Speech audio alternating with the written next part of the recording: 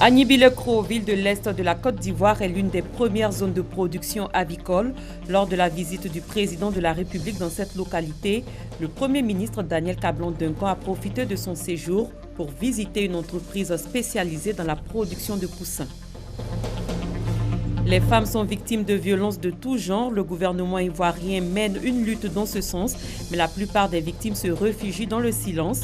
Comment font-elles face à cette situation? Comment se fait la prise en charge des femmes victimes de violences? Nous aurons des réponses dans ce journal.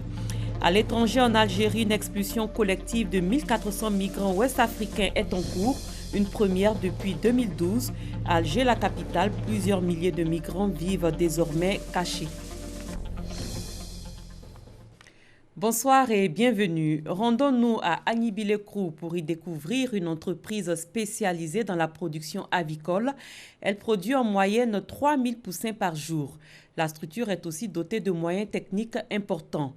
Présent à Agnibi-le-Cros dans le cadre de l'inauguration de l'axe Pont-Komoé par le président de la République, le Premier ministre Daniel Cablon-Duncan a visité l'entreprise de production avicole. Il a félicité le responsable de la structure avant d'encourager d'autres opérateurs économiques à évoluer dans ce domaine. Mamadou Kwasi. De ces œufs sortiront dans 21 jours des poussins pour alimenter les fermes de la région de l'Indéné-Guablin et plusieurs autres régions de la Côte d'Ivoire ainsi que des pays de la sous-région. La production de poussins, Ali Ouattara, opérateur économique à Agnibi-le-Cros, en a fait sa spécialité. Un projet qui a mobilisé d'énormes investissements. Petit fermier en 1975 avec seulement 115 poussins, Ali Ouattara est devenu aujourd'hui un véritable monument de la production avicole avec plus de 300 000 poussins produits par semaine. Dans cette entreprise, tout est produit sur place, de l'aliment pour les volailles au vaccin, en passant par les avioles. Les techniques de reproduction permettent aujourd'hui d'avoir des poulets de 6 à 8 kg. Un bel exemple de réussite que le Premier ministre Daniel Cablon-Duncan est allé voir. Il a pu constater les nombreux efforts consentis. C'est un parcours très important. Je voudrais non seulement le féliciter, mais féliciter tous les opérateurs économiques ivoiriens qui essaient de tenter l'aventure des affaires et demander qu'ils suivent l'exemple d'Ali Ouattara. Parce qu'il faut de la persévérance, il faut du travail. On ne peut pas commencer petit et grandir. On a vu quand même les moyens techniques qui sont investis ici, qui sont énormes, puisque j'ai cru voir à 32 couvoirs, Peter Schmidt qui sont là, et c'était qu'une partie, la partie moderne. C'est vraiment une politique importante que le président Ouattara a demandé de mettre en œuvre pour que chaque Ivoirien puisse manger le poulet chaque week-end.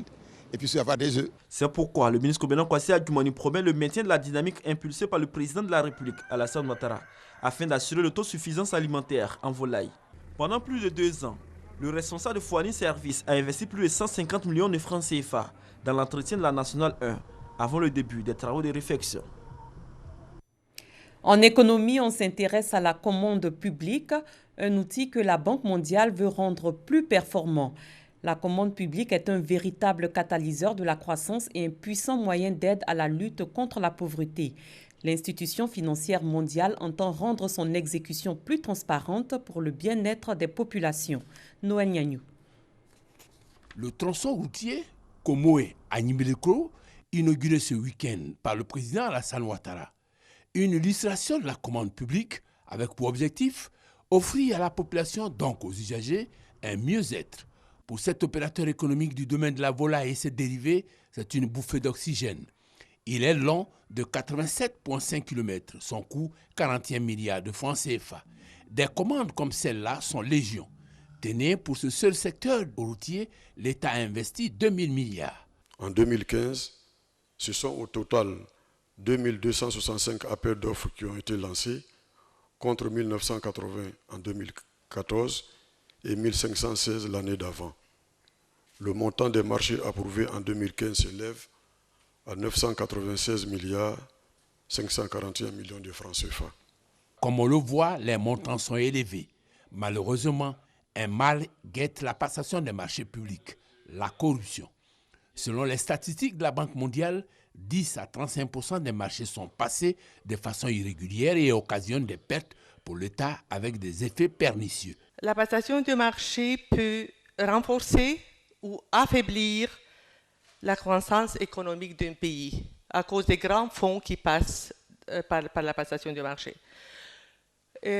Aussi, la passation de marché peut promouvoir un accès équitable à la commande publique ou peut favoriser le clientélisme.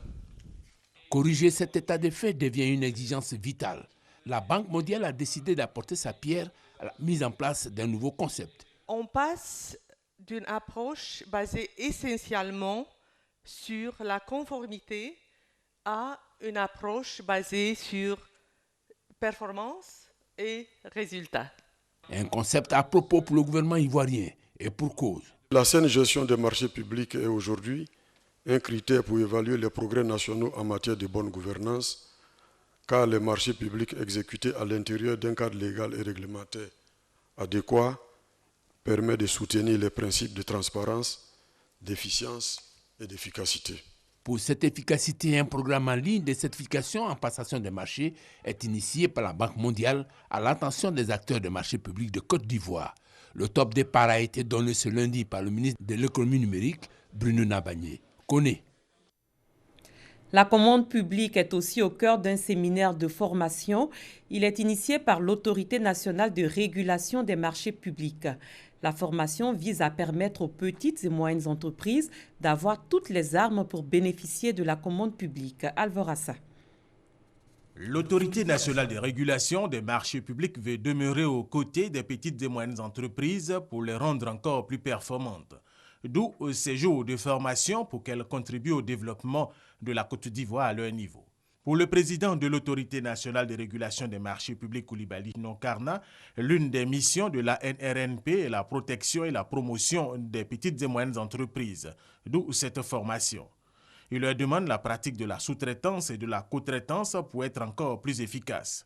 L'État et le gouvernement donc ont pris une série de mesures qui puissent assurer la promotion des PME en différant par exemple le moment de la production des attestations de régularité fiscale et sociale, en décidant d'encourager toutes les grandes entreprises qui sous-traiteront une part de leur marché avec les PME et en décidant même de réserver 20% des marchés des structures des autorités contractantes aux PME. Coulibaly Nonkarna a enfin invité les responsables des PME à la pratique de la bonne gouvernance, comme le souhaite le chef de l'État Alassane Ouattara, ce qui rendra leur domaine d'activité encore plus compétitif. Nous, les moyennes entreprises, nous étions dans l'ignorance de l'attribution des marchés. Mais aujourd'hui, nous savions ce qu'il faut faire pour pouvoir rentrer dans nos droits. Ils ont souhaité que cela se répète régulièrement pour leur permettre de tenir dans le difficile monde des affaires.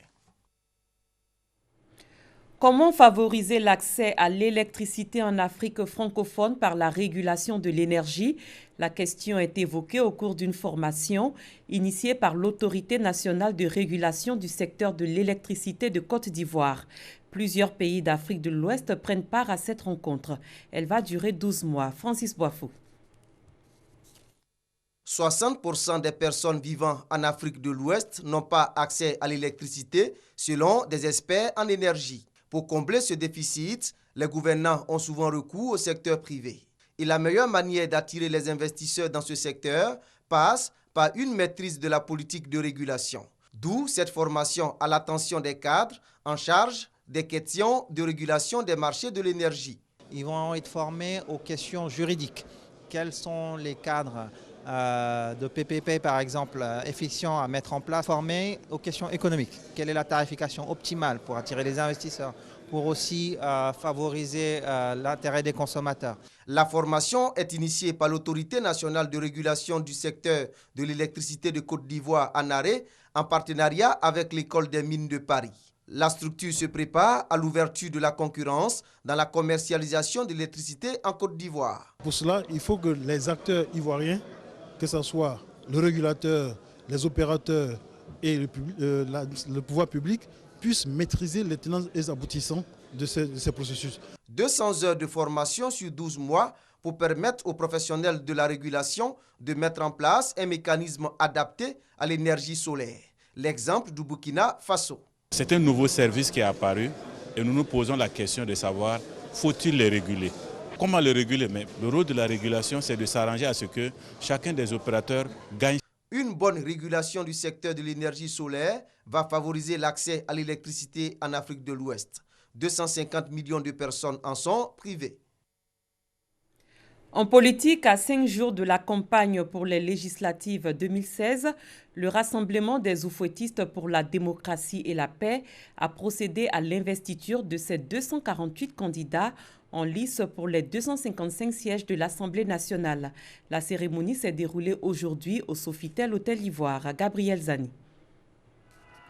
La machine du Rassemblement des oufouettistes pour gagner les législatives est en marche. Ce lundi, à l'Hôtel Ivoire, les 248 candidats que compte le groupement politique ont été investis. Le RHDP poursuit sa marche dans le respect des valeurs oufouettistes, d'unité, de fraternité, de solidarité, de respect et de partage qui constituent le credo de notre organisation politique commune.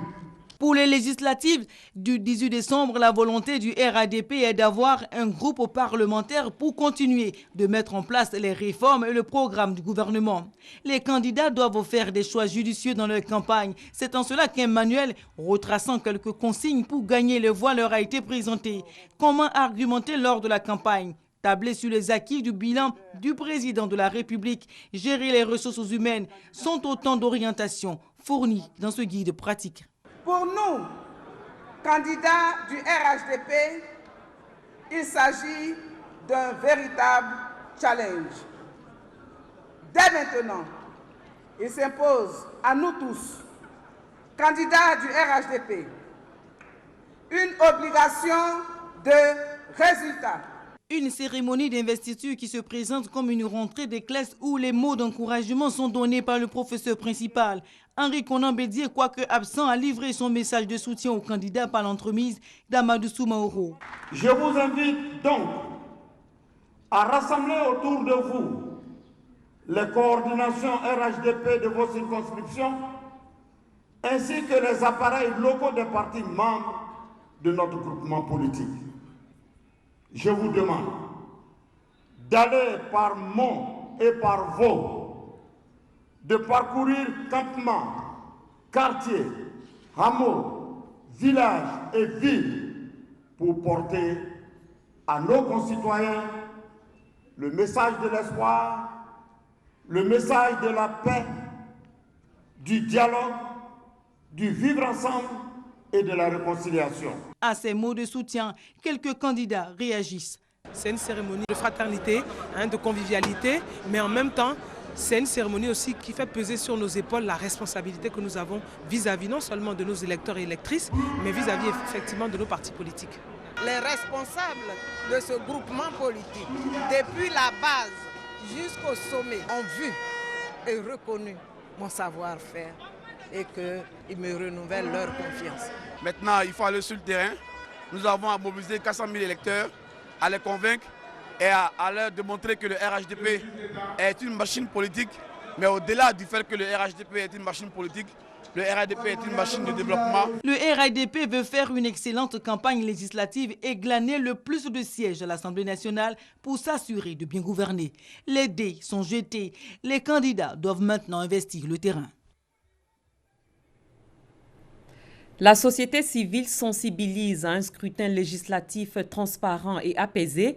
Elle a initié une rencontre au cours de laquelle elle s'est appesantie sur le rôle qu'elle jouera le 18 décembre prochain. Alexis Ouedraogo. Madame Kei est coordonnatrice du WANEP en Côte d'Ivoire. Cette organisation de la société civile travaille sans coloration politique à distiller les notions de transparence et d'apaisement en période d'élection. Ce lundi, c'est l'heure de faire les cartons. L'organisation envoie ses hommes sur le terrain. Alors, ça va consister à déployer donc dans chaque localité, nous avons dit que nous en avons 26.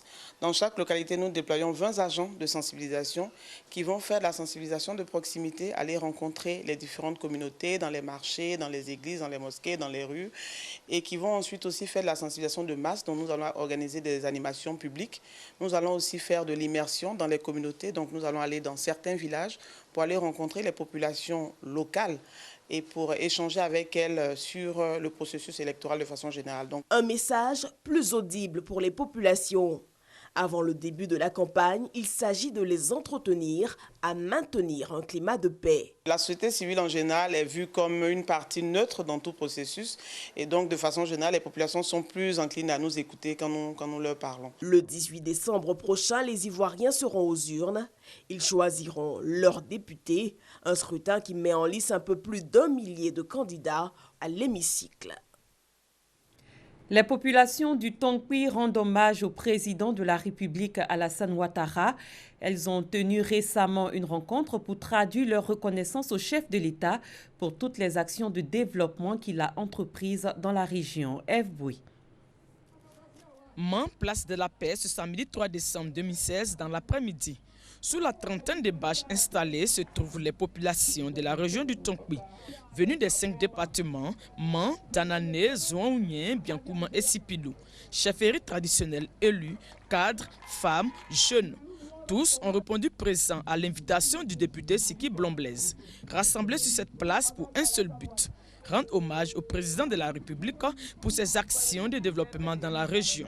Nous avons connu beaucoup de querelles, de palabres, la guerre, la paix commence à revenir grâce au président de la République. Une paix retrouvée et des actions de développement notables. Le président de la République a mis 7 milliards dans la ville de Mans pour que l'eau soit transportée depuis le Nzo, c'est-à-dire à 35 km de Mans pour la ville de Mans. Et maintenant, l'eau est en train d'être prolongée vers Danané. Maple vient d'avoir son château. Le président vient de construire une université.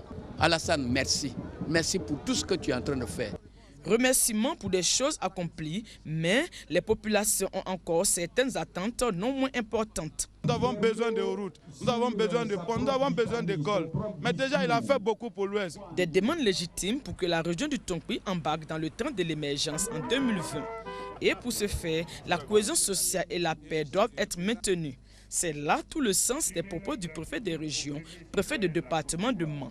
Il a exhorté ses administrés à tout mettre en œuvre pour que les futures élections législatives se déroulent dans la paix avec zéro trouble. Autre chose à présent, la caravane des droits de l'homme poursuit son chemin. Elle a fait une escale à Bouna, dans la région du Bunkani. Là-bas, le ministre des Droits de l'Homme et des Libertés publiques, Paulette Badjo, a appelé les populations au respect des droits à l'éducation, la santé et à la liberté d'expression. Moussa Kounati. Respect des droits de l'homme, le ministère des Droits de l'Homme et des Libertés publiques opte pour la sensibilisation de proximité. À la 17e étape de la caravane des droits de l'homme à Bouna, dans la région du Bunkani, la ministre des Droits de l'Homme et des Libertés publiques a une fois de plus délivré le message du gouvernement. Être citoyen, c'est avoir des devoirs, certes, mais également des droits garantis par la loi. Paulette Badjo Ezouéu a invité les populations à respecter les droits des uns et des autres pour favoriser la paix et la cohésion sociale. Elle a aussi rappelé aux populations que tout citoyen a droit à une vie saine, à l'éducation, la santé et à la liberté d'expression, mais aussi et surtout le droit au vote en cette période électorale des législatives. La 17e étape de la caravane des droits de l'homme à Bouna a été marquée par plusieurs activités, notamment une projection de films, rencontres avec les associations et organisations de jeunes et de femmes, puis un cross populaire. Parlant du non-respect des droits de l'homme, les violences faites aux femmes sont courantes dans le monde. En Côte d'Ivoire, le ministère de la Femme, de la Famille et de la Protection de l'Enfant sensibilise les communautés et intervient dans la prise en charge financière des victimes. Mais celles-ci restent parfois silencieuses en dépit de leur traumatisme. Comment se fait la prise en charge et comment ces femmes victimes silencieuses de violences vivent-elles leur situation? Fatou Fofana nous donne des éléments de réponse. Viol, agression sexuelle, agression physique, mariage forcé. Une femme sur 3 en a déjà été victime dans sa vie. Aucun continent, aucune classe sociale n'est épargnée. En Côte d'Ivoire, on a enregistré en 2012 2646 cas, en 2013 1780 cas et cette année 2016 578 cas de violences basées sur le genre. Ce sont là les chiffres officiels, mais en matière de violence envers les femmes, le silence règne en maître absolu. C'est un jour en quittant l'école, il y a un monsieur qui a fait semblant d'avoir des difficultés et qu'il avait besoin d'aide. Et moi aussi j'ai essayé de l'aider, il m'a poussé en même temps dans le noir et puis il a essayé d'abuser de moi. Il n'a pas pu on peut dire, me violer, mais il est resté au bord. Il a quand même éjaculé. J'ai rien dit à personne. Bon, je sais pas pourquoi, de peur, j'avais peur et puis je sais pas, j'avais honte aussi. Et puis bon, j'ai pas voulu parler à quelqu'un de ce qui s'est passé. Mais malheureusement, quelques mois après, j'étais enceinte. Donc, j'ai dû en parler à la famille et on a dû faire face. Voilà. La honte, le sentiment de culpabilité, l'impression d'avoir été sali, déshonoré, autant de stigmates qui découlent des agressions sexuelles. Les médecins qui reçoivent ces cas ont appris à les détecter, même devant le silence de la victime. Oui, par son regard, par sa façon de s'exprimer. Des fois, elle ne se sent pas en sécurité quand les parents sont là. Et puis, nous savons que nous avons le relais avec les psychologues qui, toutefois, vont établir ces faits-là. Donc, nous n'insistons pas trop de peur de la mettre en difficulté par rapport à son foyer et à son entourage. Quand il s'agit de violences conjugales, on ose encore moins élever la voix. J'ai été victime de violences conjugales dans mon foyer. Ça a commencé d'abord par des gifles, de peur de gifles. On se dit que ça ne va pas se reproduire. On se convainc soi-même, on reste. Alors après, ça devient les coups de poing. Après, c'est devenu les coups de poing, la ceinture, la chicotte et tout. Mais le déclic, la prise de conscience, ça a été le jour où ça s'est passé devant ma petite soeur qui était chez moi à la maison. On était assis en train de discuter. Le monsieur est venu m'empoigner devant elle. Celle qui s'est interposée en pleurs et tout, essayer de l'en empêcher. Mais vu son gabarit, c'était pas facile. Mais bon, c'est ça qui a vraiment été le déclic, quoi. Depuis ce jour-là, j'ai abandonné. C'est un foyer que j'ai quitté. Les femmes victimes de violences conjugales n'ont pas toutes ce parcours. Elles ont rarement le courage de dénoncer leur partenaire, d'en parler, encore moins de s'en aller. Les lois contre les violences conjugales n'existent que dans 2/3 des pays. Seuls 52 pays considèrent le viol conjugal comme un crime. Selon l'Organisation des Nations Unies, une femme sur 2 tuée dans le monde l'a été des suites de violences perpétrées par un partenaire ou un proche, contre un homme sur 20. Victime de violences physiques ou sexuelles de la part d'un proche ou d'un inconnu, comment se fait la prise en charge médicale? La prise en charge va se résumer en 4 points. Premièrement, qu'est-ce qui s'est passé? Et après l'histoire, nous passons à l'examen clinique de la malade. Ça dit que nous allons examiner son corps. Et après quoi? Nous allons faire la prise en charge clinique, la prise en charge médicale des lésions que nous allons trouver. Nous pouvons même aller jusqu'à la transfusion sanguine si elle a saigné beaucoup. Nous pouvons aller jusqu'à une intervention chirurgicale pour suturer des lésions. Et une fois que c'est fait, nous allons demander une prise en charge psychologique de ces patientes-là à l'Institut national de santé publique. Après ces différentes étapes, reste encore l'aspect juridique ou légal. Faut-il ou non porter plainte? Tout est question d'information. Il faut que les populations soient suffisamment sensibilisées pour faire la part entre ce qui relève du secret et ce qui peut être divulgué. L'un des principes dans la prise en charge, c'est le consentement éclairé de la victime. Et donc, une fois que nous l'avons reçu et que nous l'avons écouté, nous donnons les conseils nécessaires. Et c'est sur la base de ces conseils-là que la victime va dire « Moi, j'ai été victime de violences conjugales, c'est mon époux, mais je veux qu'il soit poursuivi devant un tribunal. » C'est en ce moment-là que nous l'accompagnons dans cette démarche. Elle dit que moi, c'est mon époux, je ne veux pas qu'on le poursuive, je veux seulement bénéficier de soins. Nous la référons vers un centre de santé. Si vous savez, porter plainte et puis suivre toute la procédure n'est pas tout à fait évident pour quelqu'un qui vient d'être victime de violence. Donc nous avons l'appui à la prise en charge juridique et judiciaire. Dire stop à l'impunité, un point primordial pour mettre fin aux violences envers les femmes. Le ministère de la Promotion de la Femme, de la Famille et de la Protection de l'Enfant en est bien conscient. Vous voyez, les violences domestiques institutionnelles sont des violences silencieuses, pernicieuses, qui font beaucoup plus de mal à la victime que des violences dites ouvertes et bien connues dans les pratiques. Alors la lutte contre les violences basées sur le genre se mène de plusieurs manières. Ici au ministère, nous avons dans un premier temps un axe que nous consacrons à la prévention. Aider les communautés à dénoncer, les aider à porter plainte et puis faire en sorte que la victime ou les survivants soient pris en charge de façon totale et adéquate. La Journée internationale pour l'élimination de la violence à l'égard des femmes a été célébrée ce 25 novembre. Pour la 26e édition cette année, la campagne nationale des 16 jours d'activisme de lutte contre les violences basées sur le genre court jusqu'au 9 décembre. avec en Côte d'Ivoire des slogans comme « Mobilisons-nous et brisons le silence » ou encore « La femme n'est pas un tam-tam, ne la bat pas ». Elle n'est pas un tam-tam, faut pas taper sur madame. Elle n'est pas un tam-tam, faut pas taper sur madame. Elle n'est pas un tam-tam, faut pas taper sur madame.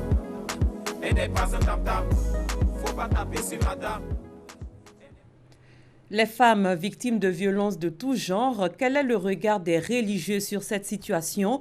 Qu'en pense-t-il? Fatou Fofana les a rencontrés. Les Nations Unies définissent les violences à l'égard des femmes comme tout acte de violence dirigé contre le sexe féminin, causant aux femmes un préjudice ou des souffrances physiques, sexuelles ou psychologiques, y compris la menace de tels actes, la contrainte ou la privation arbitraire de la liberté, que ce soit dans la vie privée ou dans la vie publique. Sur le plan religieux, cependant, aucun texte ne saurait justifier la violence envers les femmes, bien au contraire. L'ajout d'une femme en islam, elle n'est pas faite pour être boxée ou bien tapée là-dessus, mais elle est faite pour les bises. La clé du paradis de l'homme se trouve sous les pieds de sa mère. Alors, nos femmes sont nos mères, nos femmes sont nos épouses. Il y va de soi. On ne peut pas avoir le paradis sans respecter la femme de façon générale. Dans la religion chrétienne également, la femme occupe une place de choix. L'Église interdit, l'Église condamne ces violences. N'oublions pas que dans le récit de la création, la femme est venue comme solution au problème de l'homme. La femme est venue comme remède au problème de l'homme. Je dirais de façon traditionnelle, comme un médicament. Et lorsqu'on s'en prend comme ce médicament divin, on est à côté de la pensée, de la vision, du dessein même de Dieu. La violence à l'égard des femmes est l'une des formes de violation les plus fréquentes et les plus répandues des droits de l'homme. Elle est ancrée dans des structures sociales sexistes. Les violences n'empêchent cependant pas certaines femmes d'afficher leur volonté d'accéder aux instances de décision. Leadership et bonne gouvernance, quels enjeux pour l'Afrique? C'est le thème d'une conférence organisée par le groupe Leader d'Afrique. Le général de brigade Kwame Akissi, première femme la plus haut gradée dans l'armée ivoirienne, a été désignée grande femme leader africain. Herman Guivé. Leadership et bonne gouvernance, quels enjeux pour l'Afrique? Une question pertinente abordée au cours d'une conférence publique prononcée par deux orateurs, Gueye Oga Eulali, docteur en pharmacie, et Paul-Éric Bahabi, premier responsable du groupe Leader d'Afrique.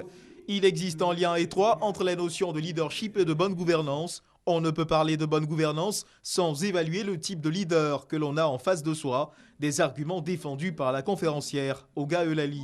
Pour le conférencier et président du groupe Leader d'Afrique, Paul-Éric Bahabi, les dirigeants de structures étatiques devraient, à la base, être choisis suivant les critères de la compétence, du mérite, de la discipline et de l'intégrité. Il recommande la mise en place de moyens de suivi et de contrôle efficaces, comme dans le cas de la Côte d'Ivoire, avec l'autorité de régulation et de bonne gouvernance, ou de l'office de l'Ombudsman au Rwanda chargé de la politique nationale anti-corruption. Aujourd'hui, tout le monde parle de leadership, tout le monde parle de bonne gouvernance. Est-ce que nous avons la même compréhension?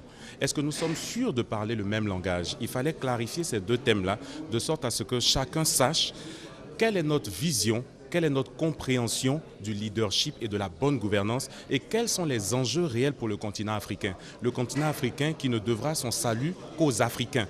Au cours de cette conférence, le prix de grande femme leader africain a été décerné au général Akissi Kwame, première femme générale de Côte d'Ivoire. Son engagement au niveau professionnel, son parcours ainsi que son rôle important dans la promotion du leadership féminin ont milité en sa faveur. C'est une grande responsabilité de recevoir le prix de la femme africaine leader, Award 2016 du groupe Leader d'Afrique. C'est un mouvement qui a une grande vision pour l'Afrique, pour qu'il y ait la bonne gouvernance en Afrique et des leadership forts.